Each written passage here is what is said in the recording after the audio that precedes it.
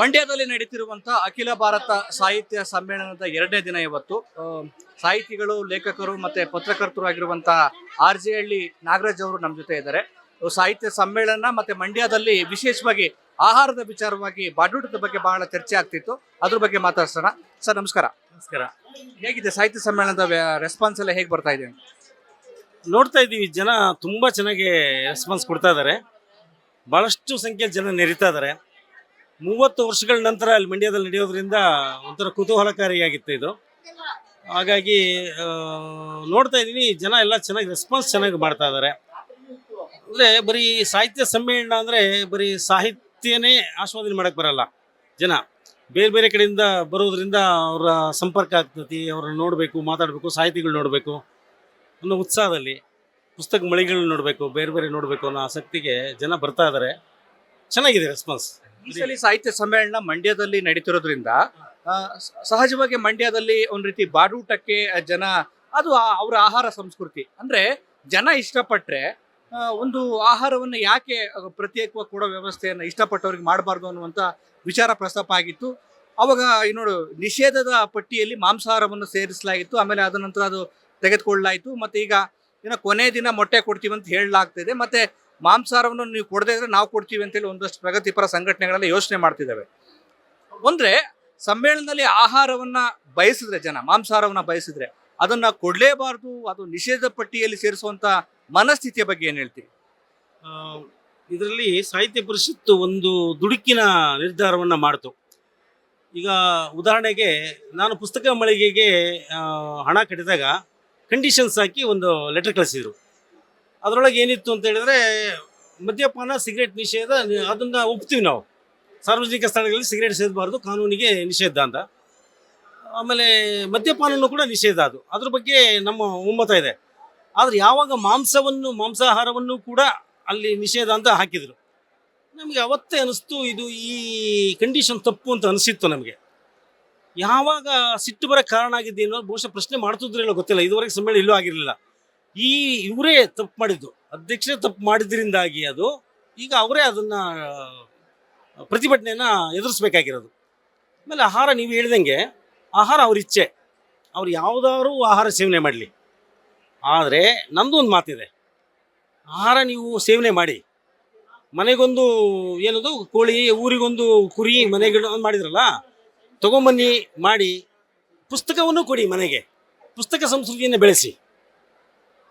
ಈಗ ಏನಾಗಿದೆ, ಮೀಡಿಯಾಗಳ ನಡುವೆ ಕುತ್ಕೊಂಡು ಇವತ್ತು ಪುಸ್ತಕನ ಓದಿ ಸಂಸ್ಕೃತಿ ಹಾಳಾಗೋಗಿದೆ. ನಾವು ಪುಸ್ತಕನೂ ಕೊಡ್ತೀವಿ ಅಂತ ಅವ್ರು ಹೇಳ್ಬೇಕಾಗಿತ್ತು. ನೀವು ಆಹಾರವನ್ನು ಕೊಡಿ, ಮಾಂಸಾಹಾರವನ್ನು ಕೊಡಿ, ಪುಸ್ತಕವನ್ನು ಕೊಡ್ತೀವಿ ಅಂತ ಹೇಳ್ಬೇಕಾಗಿತ್ತು ಅಂತ ನಾನು ಹೇಳೋದು.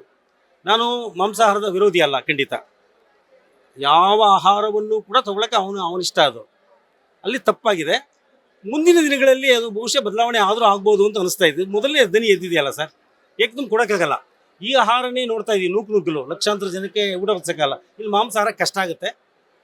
ಆದರೆ ಅದನ್ನು ಹೇಳುವ ವಿಚಾರದಲ್ಲಿ ಅಂದ್ರೆ ಲಕ್ಷಾಂತರ ಜನ ಬಂದಾಗ ಅದನ್ನ ಆಹಾರ ನಾವು ಗೌರವಿಸ್ತೀವಿ ಅಂತ ಹೇಳ್ಬೋದಿತ್ತು. ಆದರೆ ಸಮಸ್ಯೆ ಆಗಿದೆ ಏನಂದ್ರೆ ನಿಷೇಧದ ಪಟ್ಟಿಯಲ್ಲಿ ಸೇರಿಸಿದ್ದು. ಅಂದ್ರೆ ಒಂದು ಆಹಾರ, ಬಹು ಜನರ ಆಹಾರ ಪದ್ಧತಿಯನ್ನ, ಸಂಸ್ಕೃತಿನ ಅಗೌರವ ಮಾಡ್ದಂಗೆ ಆಗುತ್ತೆ. ನಾನು ಹೋಗ್ತೀನಿ, ನಾನು ಅದನ್ನೇ ಹೇಳ್ತೀನಿ.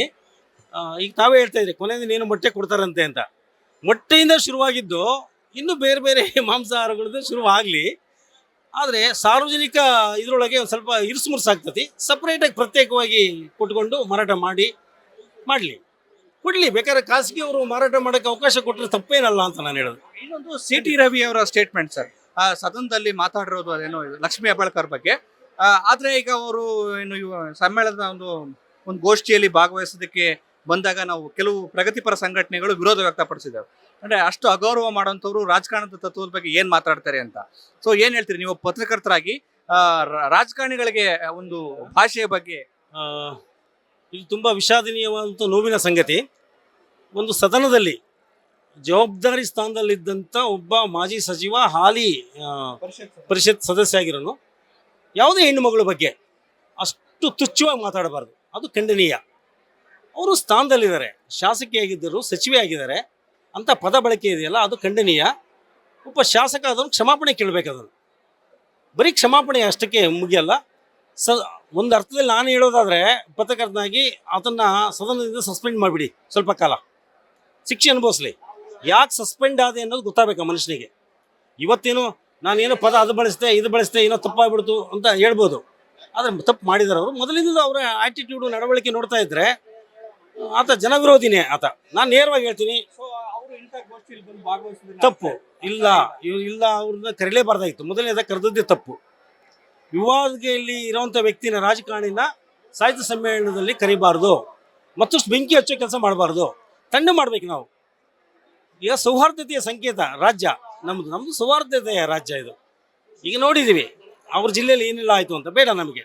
ಈಗ ಮಂಡ್ಯ ಭಾಳ ಸೌಹಾರ್ದತೆಯನ್ನು ಕಾಪಾಡಿಕೊಂಡು ಬಂದ ಜಿಲ್ಲೆ, ಎಲ್ಲರೂ ಸಮನಾಗಿ ಹೋಗುವಂಥದ್ದು ಬೇಕು ನಮಗೆ. ಆದರೆ ಸಿ ಟಿ ರವಿಯ ವಿಚಾರದಲ್ಲಿ ನಮ್ಮದು ಒಂದಷ್ಟು ಪ್ರತಿರೋಧ ಇದೆ, ಕರೆದು ತಪ್ಪು ಅಂತ. ಇದು ಪತ್ರಕರ್ತರು, ಲೇಖಕರು, ಚಿಂತಕರಾಗಿರುವಂಥ RJ ಹಳ್ಳಿ ನಾಗರಾಜ್ ಅವರ ಒಂದು ಅಭಿಮತ. ಕ್ಯಾಮ್ರಾ ಪರ್ಸನ್ ಸೂರ್ಯಪ್ರಕಾಶ್ ಜೊತೆ KJ ಹಳ್ಳಿ ಸುರೇಶ್, ಅಶ್ವವೇಗ ನ್ಯೂಸ್, ಮಂಡ್ಯ.